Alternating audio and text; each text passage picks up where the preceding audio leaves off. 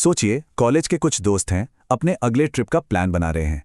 गोवा, शिमला जैसी जानी पहचानी जगहों से तो बोर हो चुके थे। इस बार उन्हें कुछ अलग चाहिए था, कुछ रोमांचक। पर उन्हें क्या पता था कि उनका ये रोमांचक सफर बहुत जल्द एक भयानक सपने में बदलने वाला है। और इस पूरी कहानी की शुरुआत होती है एक पुरानी चेतावनी से। एक ऐसी बात जो मयूर की दादी ने उसे बचपन में बताई थी। एक ऐसी चेतावनी जिसे उन्हें कभी कभी भी नजरअंदाज नहीं करना चाहिए था। पर होता क्या है, जवानी का जोश, उन्होंने उन पुरानी चेतावनियों को बस हवा में उड़ा दिया और एक ऐसा फैसला ले लिया जिसने उनकी जिंदगी हमेशा हमेशा के लिए बदल कर रख दी। तो प्लान तो बड़ा सिंपल था, लेकिन जो जगह उन्होंने चुनी थी वो बिल्कुल भी सिंपल नहीं थी।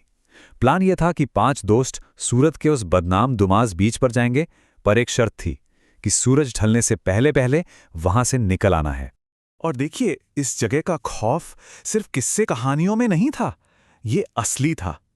सोचिए, वहां के जो लोकल मछुआरे हैं, जो समंदर की हर लहर, हर मिजाज को पहचानते हैं, वो लोग भी सूरज ढलने के बाद उस बीच के पास फटकने की हिम्मत तक नहीं करते।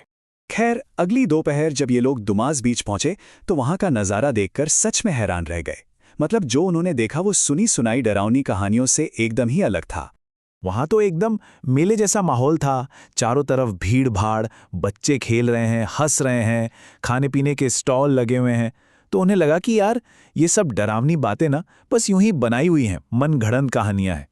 लेकिन वो गलत थे। सब कुछ ठीक चल रहा था। तभी रिया की नज़र नीचे जमीन पर पड़ी और उसने एक ऐसा सवाल पूछ लिया जिसने उस पूरे खुशनुमा माहौल में एक अजीब सी बेचैनी सी घोल दी। सवाल था कि यहाँ की रेत आम बीच की तरह सुनहरी क्यों नहीं है, ये इतनी काली क्यों है। अब इस काली रेत के पीछे ना 2 भयानक थ्योरीज हैं। पहली तो ये कि ये जगह सदियों तक एक शमशान घाट हुआ करती थी, तो लाशों की जो राख थी वो रेत में मिलती गई और उसे हमेशा के लिए काला कर दिया। और दूसरी थ्योरी, वो तो और भी ज्यादा डरावनी है। कहते हैं कि यहां अधजली लाशों को भी रेत में ही दफना दिया जाता था। इसी सब के बीच उनकी मुलाकात एक लोकल आदमी से हुई। उसने एक अजीब सी मुस्कान के साथ एक ऐसी बात कही कि इन सब के रोंगटे खड़े हो गए। उसने कहा, यहां नीचे बहुत लोग सो रहे हैं। अब जैसे जैसे शाम ढलने लगी, ग्रुप ने वही क्लासिक गलती की जो हर हॉरर कहानी के किरदार करते हैं। वो अलग अलग हो गए, वो बट गए। हुआ ये कि उन्हें दूर एक पुराना खंडहर जैसा कुछ दिखा। अब कुशल और मयूर की तो उत्सुकता जाग गई कि चलो चलकर देखते हैं, लेकिन रिया और आरव ने साफ मना कर दिया। उन्हें कुछ गड़बड़ लग रही थी। नील पहले तो उनके साथ थोड़ा आगे गया, पर फिर उसका भी दिल घबराने लगा और वो वापस आ गया। तो अब मयूर और कुशल उस वीरान सी जगह की ओर अकेले ही बढ़ रहे थे। और जब वो आखिरकार उस खंडहर के पास पहुंचे तो वहां एक जंग लगी हुई नेम प्लेट देखकर सच में उनके पैरों तले से जमीन खिसक गई। उस पर साफ साफ बड़े बड़े अक्षरों में लिखा था, दुमास बीच शमशान भूमि, और उसके नीचे प्रतिबंधित क्षेत्र।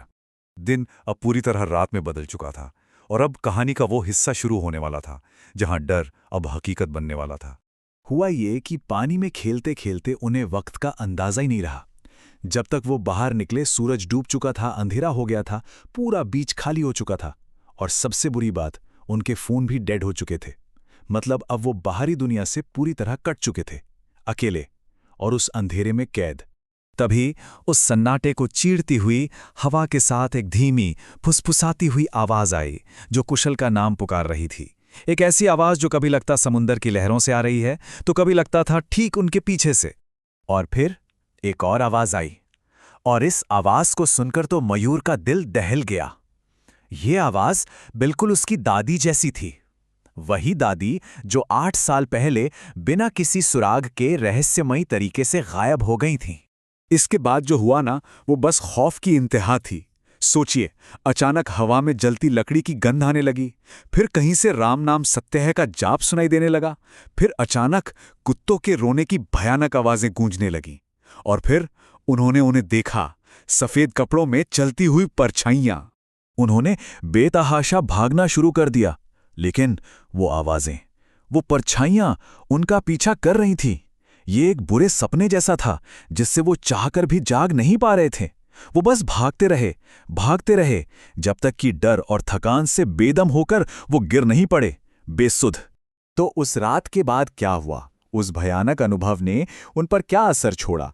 और सबसे बड़ा सवाल, क्या वो कभी भी उस रात के खौफ से बाहर निकल पाए? अगली सुबह जब उनके दोस्तों और पुलिस ने उन्हें ढूंढ निकाला, तो वो दोनों पानी के किनारे बेहोशी की हालत में पड़े थे, बिल्कुल बेजान, जैसे किसी ने उनकी सारी ताकत खींच ली हो। और जब उन्हें होश आया ना, तो दोनों का शरीर तेज बुखार से आग की तरह तप रहा था। ऐसा लग रहा था जैसे उस रात के खौफ ने सिर्फ उनकी रूह पर ही नहीं, बल्कि उनके जिस्म पर भी अपना निशान छोड़ दिया था। वो उस बीच पर सिर्फ एक रात रुके थे, लेकिन उस एक रात का डर उनकी पूरी जिंदगी का सदमा बन गया। एक ऐसा जख्म जो शायद अब कभी नहीं भरेगा। और जो बात सबसे ज्यादा परेशान करती है, वो ये है कि मयूर के लिए वो रात शायद कभी खत्म ही नहीं हुई। वो आज भी जलती लकड़ी की गंध से अपनी नींद में चीख उठता है। ये कहानी हमें एक सवाल के साथ छोड़ जाती है। क्या सच में कुछ जगहें ऐसी होती हैं जो अपने अतीत को, अपनी बुरी यादों को कभी नहीं छोड़ती? और अगर ऐसा है, तो क्या हमारे पास उन जगहों से बचने का कोई रास्ता है भी या नहीं?